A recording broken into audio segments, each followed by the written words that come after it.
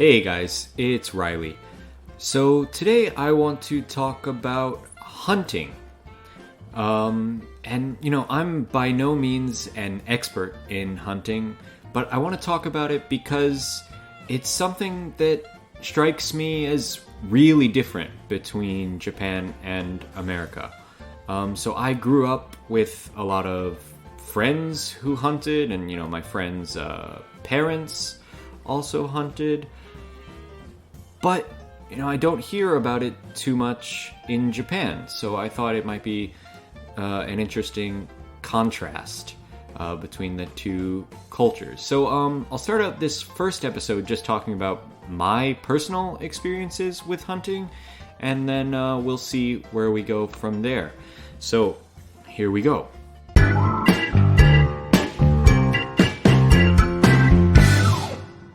Okay, so my first, and probably most Americans' first connection to hunting, or really first impression of hunting, probably comes from cartoons. So there's the famous Disney movie Bambi, where Bambi is a deer and Bambi's mother gets killed by a hunter. And it's one of the saddest moments in any Disney movie, probably. And the hunter in that movie, you don't really even see him. He's just kind of a villain that's kind of a scary presence in the movie that is usually just kind of announced by scary music. But it's just kind of a pure bad thing in this movie where anybody watching the movie thinks, okay, obviously the animals are cute and good and this hunter is just evil because he wants to kill them.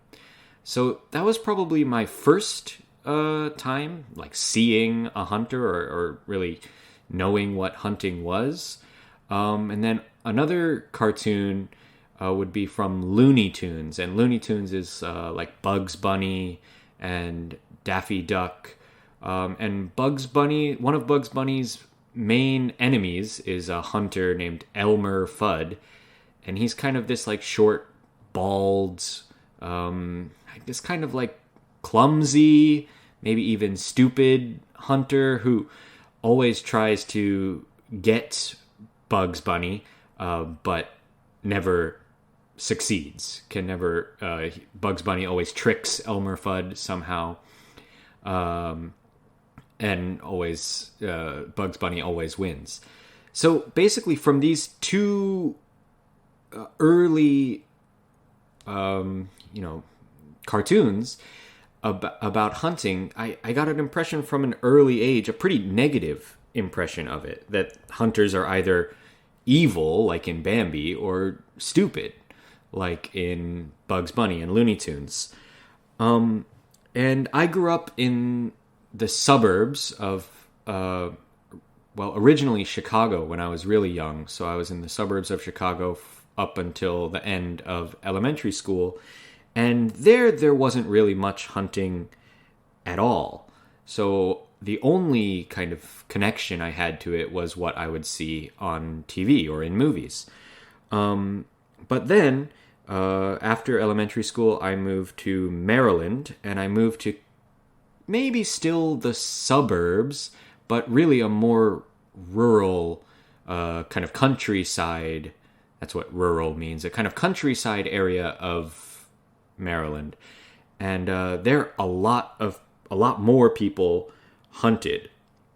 And probably the first people I met who hunted were other students in my junior high school. And it might sound strange, but at least in Maryland and probably many rural areas of the United States, young kids will go hunting with their dad, maybe their mom, but probably usually with their dad. And maybe they don't actually hold a gun or shoot a gun, but they'll go along with their dad to go on an adventure, kind of go outside and explore.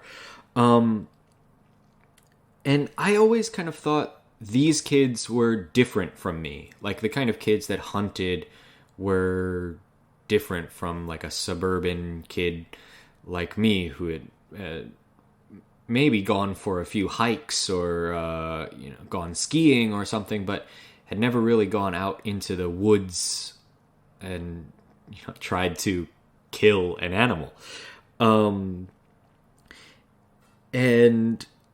Then I made a friend actually who lived on a farm, and this kid was similar to me. He liked similar video games and things like that, and so I would go over to his house and we would kind of play on his farm. Like we would go into the fields or into the woods and try to like build things out of sticks or something like that, and basically just get in the way of what the adults were trying to do on the farm. Whatever work they were trying to do, we would just get in the way. So one day his mom asked us if we wanted to go hunting.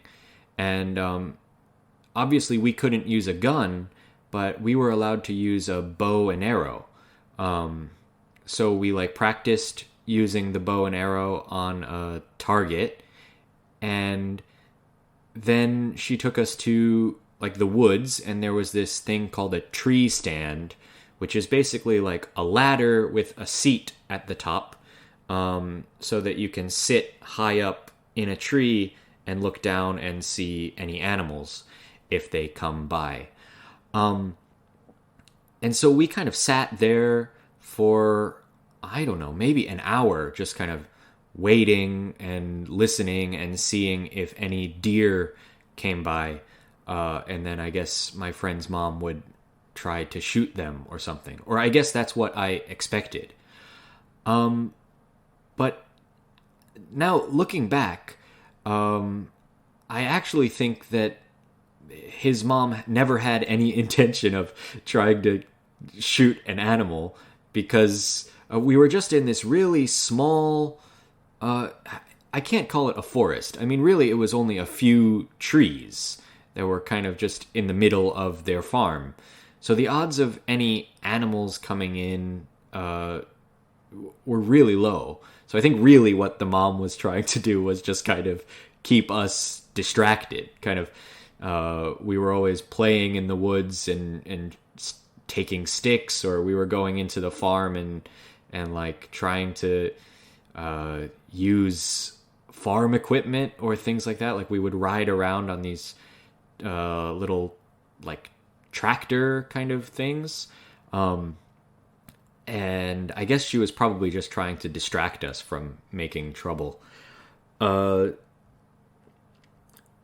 and then with that same friend, another time, I maybe mentioned in the immigration episode from a few weeks ago that I had some friends who were immigrants from Mexico and they worked on a farm. So that was this friend's farm that they worked at. So every once in a while, maybe once or twice a month, we would go to like a party that they had. And they were from Mexico, so they would make tacos and different kinds of Mexican food.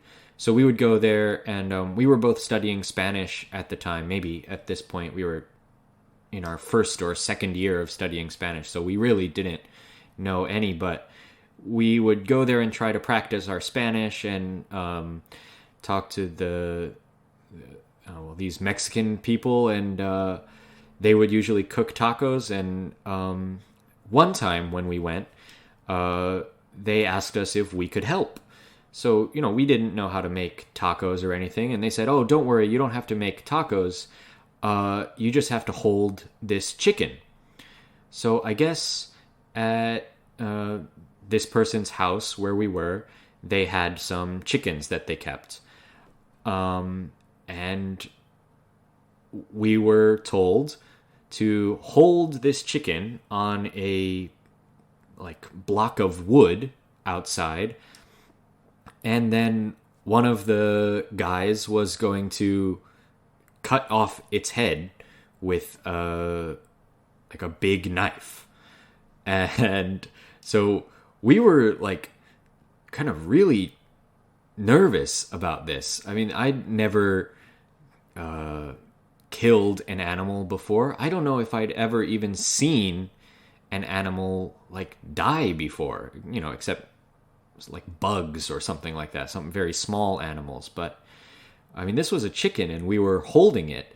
And so, we kind of felt like we had to, because we were at their house and this was an adult telling us what to do. And also it was kind of like, I don't know, we had to be strong and manly or something, and we couldn't be afraid of doing this. So we held down the chicken. Each of us held down one side, and then the guy came and cut off its head with a big knife. And it was really scary. And the chicken, kind of moved around for a while. It was really gross. But then they took the chicken away, and some women put it in some hot water and pulled all the feathers off. And a few minutes later, we had tacos. We had food. And that was really my first time seeing kind of the whole journey, I guess, from an animal to a living animal that's walking around, and then a dead animal, and then it's food. So, before that, we'd always just gone to supermarkets and picked up chicken that come in the little plastic container or something like that. And this was the first time I really ever experienced where food actually comes from, that at one point the food I was eating was alive. And for a while, I didn't really make the connection from the farm food to hunting. But then in much later, maybe late high school or early college, I started listening to a podcast by, I guess, fellow podcaster Joe Rogan, who is probably the most popular podcast in America. And he's a hunter, so he sometimes talks about how, hunting is kind of this responsible way to get your meat, because you are doing it yourself rather than buying it from somebody else. So if you kill an animal and then eat it, that's somehow, I guess more responsible than just buying it from a store and not knowing where it comes from or what kind of life the animal had. But so listening to this guy, and I've been listening to him more since coming to Japan, and I'm starting to think now, finally, that maybe if I ever were to go back to America, I would try to learn how to hunt. I think it might be a good way to get food. But of course, it's maybe possible to do in Japan. I know there are some places in Kagawa where people hunt. I've been hiking before, and I've heard gunshots. And I think probably people in Kagawa hunt wild boar sometimes, and I think you can get some kind of license for it. But it seems really difficult, and maybe not something I can do without a lot of training or education or something. But anyway, kind of this episode was about my connection to hunting and what, how I grew up not really liking hunting, but now recently I've been thinking that it might be something interesting to try. And in the next one I'll talk a little bit more about hunting in America, outside of my personal experience. All right, thanks for listening. See you next time.